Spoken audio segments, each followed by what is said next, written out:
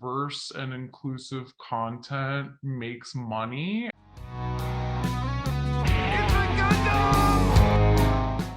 Mindy Kaling's Velma is polarizing, to say the least, to the point of where you can't look away unless you fall asleep while watching, like I've done in the past. But it's clearly at the edge of relevancy now that the first season is over, but there will be a second season, regrettably. Despite me not watching after the first 2 episodes, people continue to watch. I guess the no hate watching is a bad marketing strategy. If you really want people to not watch something, say that it's a huge hit. The diversity and inclusion is must-see TV. You must watch this show. Don't wait, do it now. Just the diversity of the characters, and it just led us to look for a diverse cast who happened to be a diverse cast. They're incredibly diverse in the internals. It's just the diversity of this cast here and bringing diversity to the forefront and the screen here. You are such a champion for diversity, and you're a woman of color as well, and making sure that there's representation. This superhero team looks like the world. Diversity. It's amazing. Reviewers were crying butterfly tears with every episode. It was saving gay lives. Growing up to see this, my God, like I wish. And so, can you imagine how many lives this is going to be saving? Kids, you know, young queer folk. It has the first kiss between 2 men in the show. The costumes are divine. The makeup, the hair. Diverse and inclusive content makes money. Then people will tune out, like they did with The Woman King. Just got done watching Woman King. Let me just tell you something. I'm not going to be a spoiler, but everybody must go see this movie. And especially if you are black, you need to go and see this movie. Hell no! See, that's how you get people not to watch. If you come in with this energy, people will ignore whatever it is you're talking about and take absolutely no interest in it. But say, don't hate watch, and you'll get the reverse effect. Remember, it's kind of like chicks. The more energy and interest you give them, the less they seem to care about you. The less you seem to care, they can't get enough, baby. It's cat string theory in every facet of life. Velma was called everything from a psyop, which has been used far too often to explain stupid shit on the internet in the last few weeks or months, to the mainstream media saying that people were review bombing the show because the lead character was a brown woman. If watching comic book pros talk for 2 hours taught me anything in the last week, it's that they can never accept anything that they have done is ever just being bad, because they can never be bad. They're always good. You're just a bigot. That's such a great point, especially when, again, we're seeing toxic fandom sort of on the rise with Little Mermaid, with Star Wars, with everything sort of coming out of it. I'm good. I am so. How are you feeling about all of what I'm doing? Did you like that? Did you think that was good? Tell me I'm good. Tell me it was good. Tell me I'm good. Tell me I'm good. Tell me that was good. Tell me I'm good. Tell me I'm good. Tell me I'm good. Tell me I'm good. Tell me I'm good. Tell me I'm good. Tell me I'm good. Tell me I'm good. Thank you. Is it that hard? But it doesn't help the argument when some people actually come in and say something racist. But on the other hand, today's idea of racism is literally just about anything under the sun. The fans who are disappointed in Velma are welcome to be, but holy shit, the sheer racist and homophobic regard is not.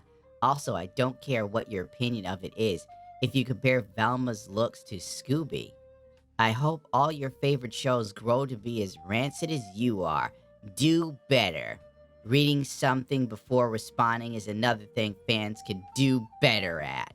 Good Lord, this lady looks exactly like someone that would tell you to do better, but she doesn't seem to be doing anything to better what she looks like. Thank you! You can't force people to think the same way as you, just because you think your way of thinking is more morally just than theirs. This is something most of my liberal friends just aren't able to comprehend. Your new motto should be freedom of speech until you disagree with me. LOL Cope, just a terrible show. As a person of color, I can honestly say the show sucks. If it wasn't related to Scooby and had a different name, no one would be talking about the show. That's actually an astute observation, and it probably would have been smarter to launch it as its own thing. Then people would be far less just bothered by its existence. But that would take some level of accountability, creativity, and coming up with something you knew would actually be able to fly on its own 2 legs. which is not something that any of these people today can do. HBO Max's Velma is being review bombed by furious Scooby-Doo fans. But rumors of a second season are swirling. Scooby-Doo spin-off of Velma show review bombed on IMDb and Rotten Tomatoes. Velma, a Scooby-Doo animated spin-off show, is being brutally review bombed in both IMDb and Rotten Tomatoes in the wake of its release. It couldn't be that the show is actually bad. It couldn't possibly be that. It has to be homophobia. Literally, they made like Velma bisexual in the most ham-fisted way ever. To the Daphne and me kiss? What? Her hands on my hips? What? The heat of 1,000 suns passing between us? What? Time both infinite and finite. Okay, we kissed, but it's not a big deal. You possibly being gay is a huge deal. For one, it reduces me to a cliched straight best friend. Norville.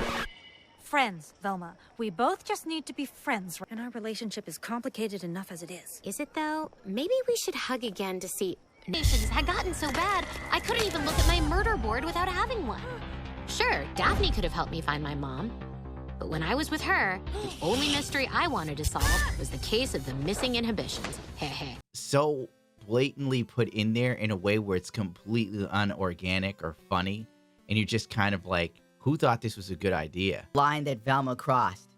The show's real problem is its attitude towards the viewers. Well, that's actually incredibly based.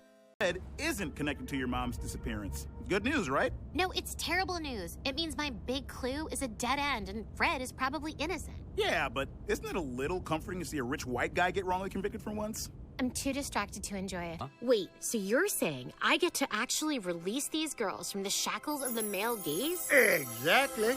So we have one day to unlearn a lifetime of internalized misogyny. I have no choice. I mean, if we don't support a small business owned by a woman of color, who will? Wow, Norville. You're not just a better friend than I am. You're a better person. The Leaning Tower of Dildo? People aren't really furious. They're just tired. There's a difference. The Japanese have more respect for their intellectual properties than we do here in America. Shows like Velma and many others merely piggyback off of someone else's success and add absolutely nothing to the legacy. The constant changing and bastardization to fit the egos of showrunners. I mean, let's be real here. How Taika Waititi is not tarred and feathered for what he's done to Thor is beyond me.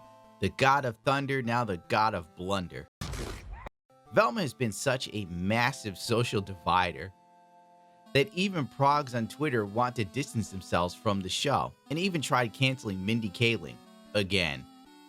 Calling her transphobic didn't work last time, so you figured they'd learn from that, you know, with the success of Hogwarts Legacy. Am I right? So now they've pivot shifted to Mindy Kaling is basically the next Harvey Weinstein. Tell anyone and you're fired. Velma star Mindy Kaling forced a kiss on co-star without consent, threatening to fire him if he sued her. Horror of horrors. I improvised just kissing Lee Pace in the scene, which was not in the script. He was just looming over me and he asked me a question and I was not listening to him at all because who cares what he was saying. And I was just like, and then kissed him. And well, he reacted shocked. And I pretended it didn't happen. And then I walked backstage where we have two writer producers. And they're like, hey man, what are you doing? You could be sued for that.